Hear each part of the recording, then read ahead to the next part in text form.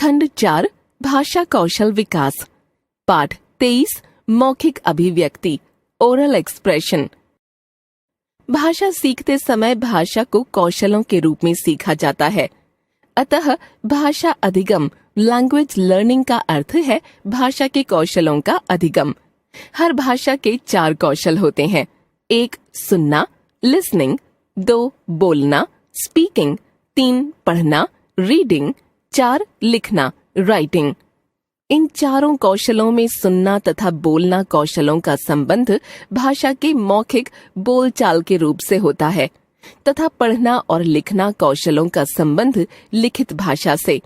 इसीलिए सुनना और बोलना कौशल मौखिक कौशल, ओरल स्किल्स तथा पढ़ना और लिखना कौशल लिखित कौशल, रिटन स्किल्स कहलाते हैं। विभिन्न गतिविधियों या तकनीकों के माध्यम से हम भाषा के इन चारों कौशलों का विकास कर सकते हैं। प्रस्तुत अध्याय में हम मौखिक कौशलों, सुनना और बोलना के विकास के संबंध में चर्चा करेंगे। मौखिक कौशलों, सुनना और बोलना का विकास। मौखिक कौशलों के विकास के लिए अध्यापक निम्नलिखित कार्य कर सकते हैं। छात्रों को विभिन्न प्रकार की सामग्री जैसे विद्वानों के रिकॉर्डेड वक्तव्य, पत्र पत्रिकाओं से रोचक अंश, चुटकुले, रेडियो या टीवी पर होने वाली चर्चाएं, विविध प्रकार की ऑडियो या वीडियो सामग्री आदि सुनवाएं। बच्चे नाटक, कहानियां आदि सुनने में बहुत रुचि लेते हैं, अतः उन्हें एकांकी या नाटकों के छोटे छोटे अंश सुनवाएं। बाद में सुनाई गई सामग्री से संबंधित छोटे छोटे प्रश्न पूछें और छात्रों को उत्तर देने के लिए प्रेरित करें। सुनाई गई कहानियों, चुटकुलों आदि को भी छात्रों से सुनें, जिससे उनके बोलना कौशल का विकास भी संभव हो सके। कुछ छात्रों के बीच विभिन्न रोचक विषय देकर चर्चा कराएं और अन्य छात्रों को उस चर्चा को सुनने के लिए प्रेरित करें और चर्चा में उठाई गई महत्वपूर्ण बातों से संबंधित प्रश्न पूछें। विभिन्न विषयों पर भाषण कैसे देना है, यह सिखाने के लिए सरल विषयों पर कुछ भाषण छात्रों के समक्ष प्रस्तुत करें और छात्रों को ध्यान से सुनने के लिए प्रेरित करें। तदुपरांत बोलना कौशल के विकास के लिए छात्रों के स्तर से सरल विषय देकर उन पर भाषण देने के लिए प्रेरित करें। बोलना कौशल के विकास के लिए कुछ सरल विषयों पर छात्रों से आशु भाषण भी कराए जा सकते हैं। बोलना कौशल के विकास के लिए छात्रों से विभिन्न विषयों पर छोटे छोटे वार्तालाप करवाएं। उदाहरण के लिए सब्जी वाले से बातचीत, ऑटो या टैक्सी वाले से बातचीत, डॉक्टर से बातचीत, अध्यापक से बातचीत, पोस्ट ऑफिस में बातचीत, रेलवे इंक्वायरी पर बातचीत आदि। इस कार्य के लिए एक छात्र को सब्जी वाला या फल वाला, एक को डॉक्टर और दूसरे को मरीज आदि बना सकते हैं। चित्र वर्णन कराकर तथा चित्रों को देखकर कहानी सुनाकर बोलना कौशल का विकास भली प्रकार से किया जा सकता है। कहानी सुनाने के लिए जिन चित्रों का चयन किया जाए वे चित्र ऐसी कहानियों से संबंधित होने चाहिए जिन कहानियों से छात्र परिचित हैं। मौखिक कौशलों के विकास के लिए कुल मिलाकर ऐसी गतिविधियां कराएं जिनमें छात्रों को सुनने और बोलने का पर्याप्त अवसर मिल सके। नीचे कुछ नमूने दिए जा रहे हैं। चुटकुला। अकबर ने बीरबल से 3 नए सवाल पूछे और कहा कि तीनों सवालों का जवाब एक ही होना चाहिए। प्रश्न: दूध क्यों उफन जाता है? पानी क्यों बह जाता है? सब्जी क्यों जल जाती है? बीरबल ने जवाब दिया, व्हाट्सएप की वजह से। इस चुटकुले पर इस प्रकार के प्रश्न पूछे जा सकते हैं। प्रश्न: कौन किससे प्रश्न कर रहा है? अकबर ने बीरबल से कितने प्रश्न किए? अकबर ने प्रश्नों के उत्तर के विषय में क्या कहा? अकबर ने बीरबल से क्या क्या सवाल किए? बीरबल ने प्रश्नों का क्या उत्तर दिया? क्या आप बीरबल के उत्तर से सहमत हैं? इसी तरह से छात्रों को अन्य चुटकुले सुनाएं और चुटकुलों पर बोधन के प्रश्न पूछें। वार्तालाप। रेलवे पूछताछ खिड़की पर विवेक और पूछताछ बाबू के बीच संवाद। विवेक: भाई साहब, जरा बताएंगे कि गुवाहाटी राजधानी किस प्लेटफॉर्म पर आएगी? पूछताछ बाबू: गुवाहाटी से आने वाली या गुवाहाटी को जाने वाली कौन सी राजधानी? विवेक: गुवाहाटी जाने वाली। पूछताछ बाबू: गुवाहाटी जाने वाली राजधानी आज लेट आई है, 2 घंटे देरी से रवाना होगी। विवेक, किस प्लेटफॉर्म से? पूछताछ बाबू, अभी प्लेटफॉर्म की सूचना नहीं आई है, 1 घंटे के अंदर अनाउंसमेंट हो जाएगा। विवेक, तब तक हम लोग सामान लेकर कहाँ जाएं? पूछताछ बाबू, एसी वेटिंग रूम में जाकर बैठिए, ट्रेन के बारे में सभी सूचनाएं वहीं मिल जाएंगी। विवेक, जी धन्यवाद। इस वार्तालाप को सुनाकर इस प्रकार के लघुत्तरात्मक प्रश्न पूछे जा सकते हैं। प्रश्न, कौन किससे पूछताछ कर रहा है? विवेक ने किस ट्रेन के विषय में पूछा? विवेक को ट्रेन के विषय में क्या सूचना मिली? पूछताछ बाबू ने अनाउंसमेंट के बारे में क्या बताया? विवेक को सामान लेकर कहाँ जाने की सलाह दी गई? कहानी, बच्चों को कहानी सुनना सबसे अच्छा लगता है, अतः उन्हें छोटी छोटी कहानियां सुनाएं और उनसे संबंधित प्रश्न पूछें। कहानी यदि बड़ी है तो उसको खंडों में विभाजित कर लें और प्रत्येक खंड को अलग अलग सुनाकर प्रत्येक खंड से संबंधित प्रश्न पूछे जा सकते हैं। नीचे नमूने के लिए एक कहानी दी जा रही है। गुफा की आवाज। एक बूढ़ा शेर जंगल में घूम रहा था। कई दिनों से उसे खाना नहीं मिला था। बुढ़ापे के कारण वह शिकार नहीं कर पाता था। छोटे छोटे जानवर भी उसे चकमा देकर भाग जाते थे। वह काफी थक गया था। अचानक उसकी नजर एक गुफा पर पड़ी। उसने सोचा कि इस गुफा में अवश्य ही कोई जंगली जानवर रहता होगा। मैं इस गुफा के अंदर बैठ जाता हूँ। जैसे ही वह जानवर आएगा मैं उसे खाकर अपना पेट भर लूंगा। शेर उस गुफा के अंदर जाकर बैठ गया। वह गुफा एक गीदड़ की थी। गीदड़ ने गुफा के करीब आते ही शेर के पंजों के निशान देखे तो वह सब कुछ समझ गया और सोचने लगा कि इस शत्रु से कैसे बचा जाए। फिर उसकी बुद्धि में नई बात आ ही गई। वह गुफा के द्वार पर खड़ा होकर बोला, सुन रे गुफा, तेरी मेरी यह संधि है कि मैं बाहर से आऊंगा तो तेरा नाम लेकर तुझे बुलाऊंगा।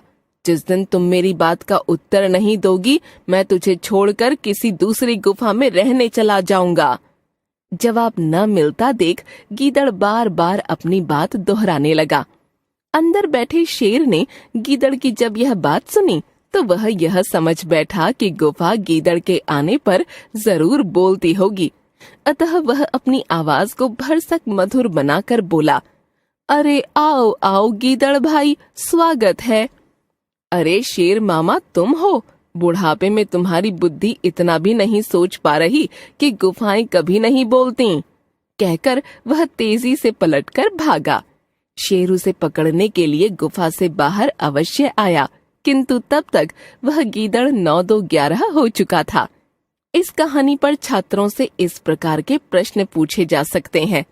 प्रश्न, शेर शिकार करने में क्यों असमर्थ था? शेर क्या सोचकर गुफा के अंदर गया? गुफा में कौन रहता था?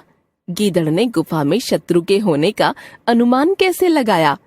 गीदड़ ने गुफा के द्वार पर खड़े होकर क्या बोला?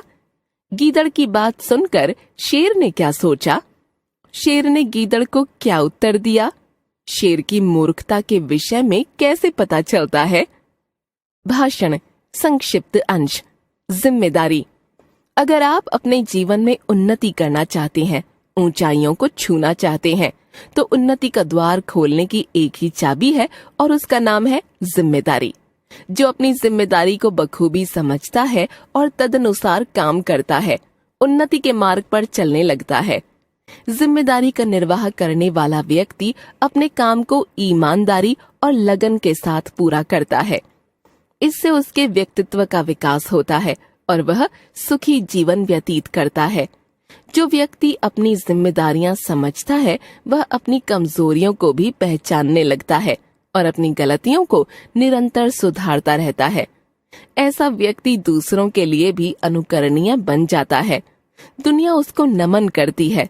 अतः मित्रों, मैं आपसे यही कहूंगा कि आप अपनी जिम्मेदारियों को पहचानें और उनको जी जान से पूरा करें। सफलता आपके कदम चूमेगी। सभी प्रश्नों के उत्तर मौखिक रूप से दें। प्रश्न, उन्नति का द्वार खोलने की चाबी कौन सी है? व्यक्ति उन्नति के मार्ग पर कब चलने लगता है? जिम्मेदारी का निर्वाह करने से क्या होता है? किस तरह का व्यक्ति दूसरों के लिए अनुकरणीय बन जाता है? कदम चूमना मुहावरे का अर्थ क्या है? निर्देश। इसी तरह छात्रों के स्तर को ध्यान में रखते हुए सरल विषयों पर भाषण कराएं। विभिन्न कलाओं के शब्दों की पहचान। नीचे कुछ शब्द दिए जा रहे हैं, बताइए इनका संबंध कोष्ठक में दी गई किन कलाओं से है। मौखिक रूप से उत्तर दीजिए।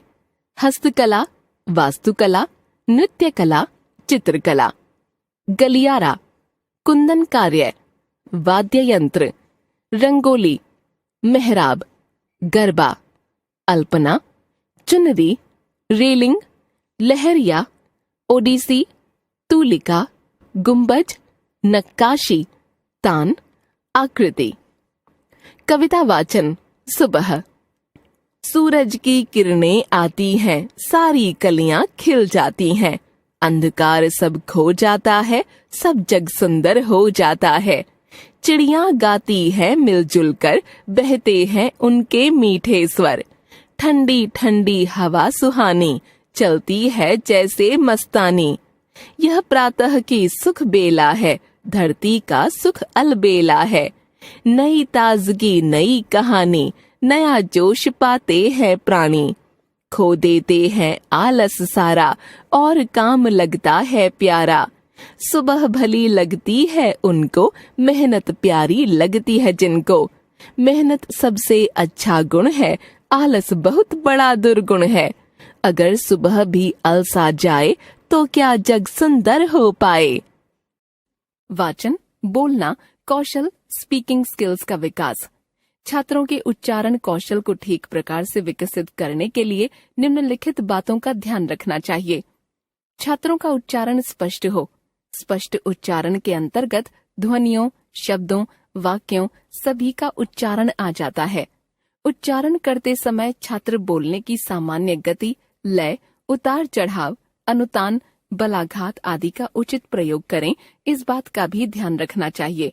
अतः इस बात पर अध्यापकों को ध्यान देना चाहिए कि छात्र सहज एवं स्वाभाविक ढंग से उच्चारण करना सीखें।